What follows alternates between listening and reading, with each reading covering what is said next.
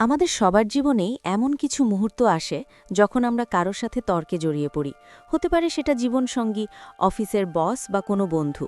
তর্কের শেষে আমরা হয়তো চিৎকার করে নিজের পয়েন্ট প্রমাণ করি, কিন্তু দিন শেষে সম্পর্কটা তিতা হয়ে যায়। আজ আমরা এমন একটি বই নিয়ে কথা বলবো যা আপনার কথা বলার ধরন চিরতরে বদলে দেবে। বইটির নাম the next conversation, argue less, talk মোর।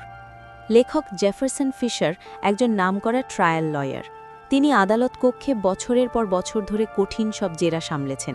তিনি আমাদের শেখাচ্ছেন কিভাবে ইগো বিসর্জন দিয়ে বুদ্ধিমত্তার সাথে কথা বলে যে কোনো পরিস্থিতি শান্ত করা যায়। চলুন বইটির প্রতিটি অধ্যায়ে গভীরভাবে বিশ্লেষণ করি। তর্কের লক্ষ্য পরিবর্তন, জেতা নয় বোঝা। বইটির প্রথম অধ্যায়ে লেখক একটি মৌলিক প্রশ্ন করেছেন, আপনি কেন কথা বলছেন, জেতার জন্য নাকি বোঝার জন্য?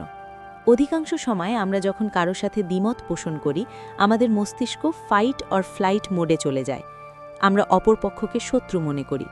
ফিশার বলছেন, আপনার লক্ষ্য যদি হয় অন্যকে হারানো, তবে আপনি শুরুতেই হেরে গেছেন, কারণ এতে অপরপক্ষ আত্মরক্ষামূলক হয়ে পড়ে এবং আলোচনা বন্ধ হয়ে যায়। আপনার পরবর্তী কনভারসেশনের লক্ষ্য স্থির করুন, আমি ওর দৃষ্টিভঙ্গিটা বুঝতে চাই। দেখবেন ঝগড়া অর্ধেক কমে গেছে। নীরবতার জাদুকরী শক্তি, দ্য স্ট্র্যাটেজিক পজ। অধ্যায় 2-এ লেখক একটি অসাধারণ টেকনিক শিখিয়েছেন, দ্য পজ। কেউ যখন আপনাকে অপমান করে বা উল্টোপাল্টা কথা বলে, আমাদের প্রথম রিয়াকশন হয় সাথে সাথে কড়া জবাব দেওয়া। জেফারসন ফিশার বলছেন, থামুন, অন্তত 5 সেকেন্ড চুপ থাকুন। এই নীরবতা দুটি কাজ করে। 1, এটি আপনার রাগকে প্রসেস করার সময় দেয়। 2, যে আক্রমণ করেছে সে আপনার নীরবতায় অপ্রস্তুত হয়ে পড়ে। আদালত কক্ষে লয়াররা এই নীরবতা ব্যবহার করে বিপক্ষকে চাপে ফেলেন। আপনার জীবনেও এটি ব্যবহার করে দেখুন, নিয়ন্ত্রণ আপনার হাতে চলে আসবে। কেন থেকে কিতে পরিবর্তন, দ্য কোয়েশ্চেনিং শিফট। তৃতীয় অধ্যায়ে লেখক প্রশ্ন করার ধরন নিয়ে আলোচনা করেছেন।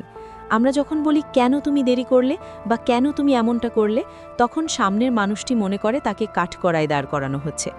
এর বদলে লেখক হোয়াট এবং হাউ দিয়ে প্রশ্ন করতে বলেছেন। কেন দেরি করলে না বলে বলুন, কি কারণে তোমার আসতে দেরি হলো। কেন এটা করলে না বলে বলুন, কিভাবে আমরা এটা ঠিক করতে পারি। এই ছোট শব্দ পরিবর্তন অপর পক্ষকে উত্তর দিতে সাহায্য করে, অজুহাত দিতে নয়। সক্রিয় শ্রবণ বা অ্যাক্টিভ লিসনিং।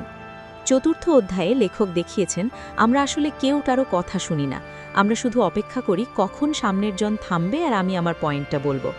লেখক বলছেন, যতক্ষণ না সামনের মানুষটি অনুভব করছে যে আপনি তাকে বুঝেছেন, ততক্ষণ সে আপনার কথা শুনবে না। তাই কথা বলার আগে তার কথাগুলো নিজের ভাষায় রিপিট করুন। যেমন, তাহলে তুমি বলতে চাইছো যে আমার ওই ব্যবহারটা তোমার খারাপ লেগেছে, তাই তো? যখন সে বলবে হ্যাঁ, তখনই কেবল আপনার কথা বলার সুযোগ তৈরি হবে। সীমানা নির্ধারণ, সেটিং বাউন্ডারিজ উইদাউট বিইং মিন। পঞ্চম অধ্যায়ে লেখক শিখিয়েছেন কিভাবে বিষাক্ত বা অতিরিক্ত অভদ্র মানুষের সাথে কথা বলতে হয়। আপনি তো সারা জীবন শুধু শুনে যাবেন না। লেখক কিছু নির্দিষ্ট বাক্য ব্যবহারের পরামর্শ দিয়েছেন। আমি তোমার কথা শুনতে চাই, কিন্তু তুমি চিৎকার করলে আমি বুঝতে পারছি না। এখন আমরা দুজনেই রেগে আছি, চলো 10 মিনিট পর কথা বলি। সম্মান বজায় রেখেও যে শক্ত হওয়া যায়, এই অধ্যায়টি তার সেরা উদাহরণ। কণ্ঠস্বর এবং শারীরিক ভাষা, দ্য নন ভার্বাল গেম। ষষ্ঠ অধ্যায়ে লেখক তার একজন লয়ার হিসাবে তার সিক্রেট শেয়ার করেছেন। আপনি কি বলছেন তার চেয়ে বড় বিষয়ে আপনি কিভাবে বলছেন। আপনার কণ্ঠস্বর যদি নিচু এবং স্থির থাকে, তবে সামনে মানুষটির চিৎকার করার ক্ষমতা কমে যায়। আপনার হাতের তালু যদি খোলা থাকে, ওপেন পামস, তবে সেটি বিশ্বাসযোগ্যতা বাড়ায়। তর্কের সময় সামনের দিকে ঝুঁকে না পড়ে একটু রিল্যাক্সড হয়ে বসুন, এটি আপনার আত্মবিশ্বাস প্রমাণ করে। ক্ষমা এবং সমাধান, দ্য রোড টু রেজলিউশন।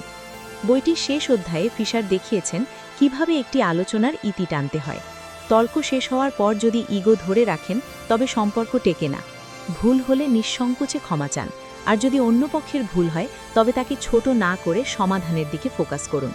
মনে রাখবেন, সম্পর্কের গুরুত্ব আপনার ইগোর চেয়ে অনেক বেশি।